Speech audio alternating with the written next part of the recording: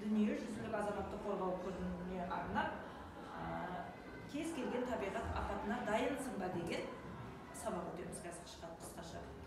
Бұл сабақтағы өтілу мақсатым оқушыларға азаматтық қорғаныстың негізгі міндеттерін, мақсаттарын ұғындыру, табиғат апатына дайын болуға үйрету.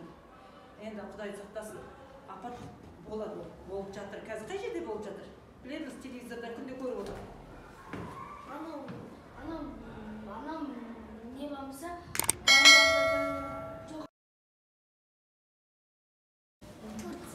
Турцияда болып жатыр. Қандай апаттың түрі болып жатыр?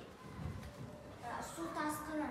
Су тасқынында болып жатыр. Су тасқыны болмас бұрын бірінші не болды? Үйлер құлап жатыр. Үйлер құлаған қандай апаттан құлады ол? Жер сілкінісі болды. Енді табиғи осы жер сілкінісі деген ол жер асты соққылары дүмпулері және жердің үстіңгі қабатының теңселгеніне шыдамай көп үйлер не істеді? Қирады, құлады. Оның ішінде қаншама адам қайтыс болды, үйіндінің астында қалды. Сол кезде қандай өзімізді қорғаныс шараларын жасау керек? Тірі қалған адамдар қалай тірі қалды деп ойлайсың? Айтамын. Столдың астына тығылу керек. Шкафтың ішіне тығылу керек дейді.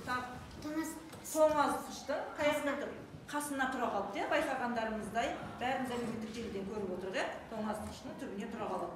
Сондай жағдай болып қалған жағдайда біз білмейміз ғой қандай апат бізде де болатынын. Сондай тоңазытқыш бірінші кезекте тоңазытқыштың түбіне тұру екен. Оның салмағы төбеден құлаған плиталарды денеге тигізбей ұстап қалады, соның астында аман қаласын. Сөйтіп құтқару қызметкерлері келіп аман алып қалады екен. Сақтық шаралары осындай болу керек. Түсіндіңдер ме? Тағы да қосымша қандай осындай төтенше табан астыға келетін апаттарды білесіңдер? Цунами дейді. Цунами деген не ол? Су тасқыны. Ол қайдан пайда болады? Дұрыс, жер асты су, көл, мұхит, өзен, көп су болған жердің судың астынан шыққан дүмпу, е? Сөйтіп жағаға суды шашып жібереді екен. Сол кезде ол қанша биіктікпен келетінін білмейсіңдер. Биіктікпен, неғұрлым биіктікпен көтерілсе, цунами сол кезде болады екен. Бүкіл қаланы, ауылды жайып кетеді екен. Цунами сол кезде. Тағы да қандай түрлерін білесіңдер өздері? Тағы кім айтады? Өрт. Ол әрбір, Құдай сақтасын, әрбір біздің оқыс қылықтарымыздың кесірінен болады өрт. Қандай жағдайда өрт туындайды?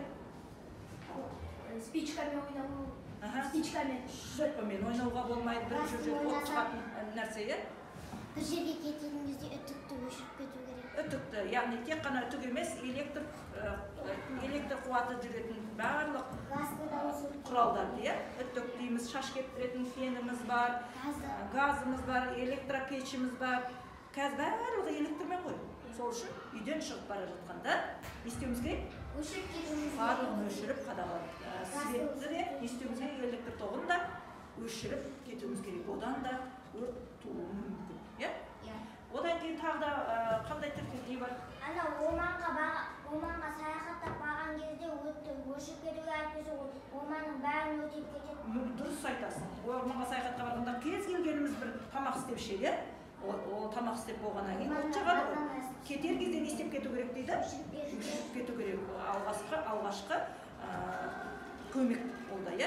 Егер оған немқұрайлы қарасақ, біз кеткеннен кейін ол қайтадан тұтап не істеуі мүмкін? Өрттерді кетуі мүмкін. Мына жерде орманның суретін көрсетіп тұр.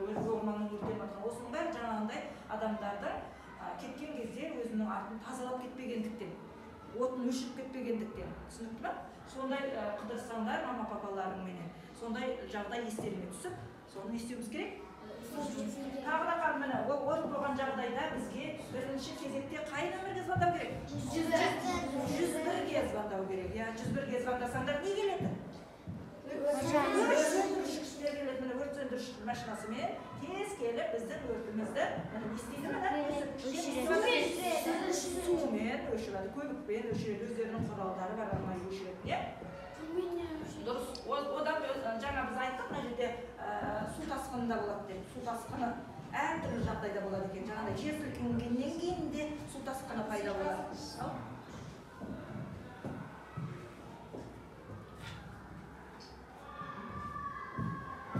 Су тасқыны болған жағдайда қандай өзіңе жаңағы қорғаныс шараларын жасау керек?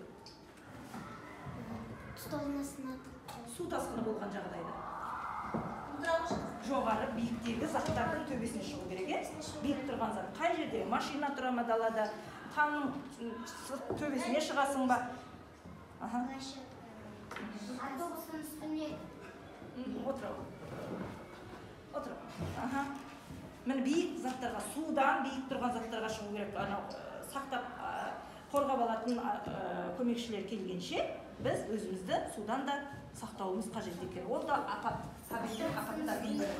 Одан кейін қойманың ішіне тығылу.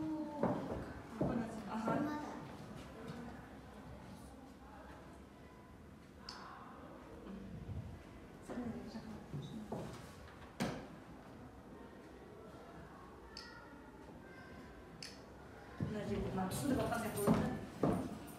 Табиғи апаттардың түрлерін мен сендерге айтайын, ретімен жазып қойғам. Жер сілкінісі, су тасқыны, сел жүреді. Осы сел осындай көктем уақытында көп жүреді. Өйткені қар қалың жауған, дауыл, қатты жел тұрады ғой.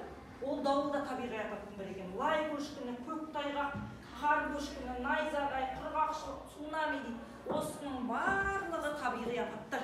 Осындай апаттардан алдын ала өзімізді сақтау шараларын біліп жүруіміз қажет. Жер сілкінісі болғанда да біліп жүруіміз қажет. Биік этаждағы үйде тұратын болсаң, тез астына түсіп үлгере алмасаң, сондай жаңағындай жерлерге тығыласың. Ал егер жайлап басталып келгенін білсең, өзіңе қажетті заттарыңды, құнды заттарыңды алып аласың да далаға, здание жоқ, алыстау, ашық жерлерге барып, алаңқайға барып тұрасың. Мына үйге құласа, дәл өзім сыртына шықтым деп тұрсаң, ана үйге саған қарай құласасың да қаласың.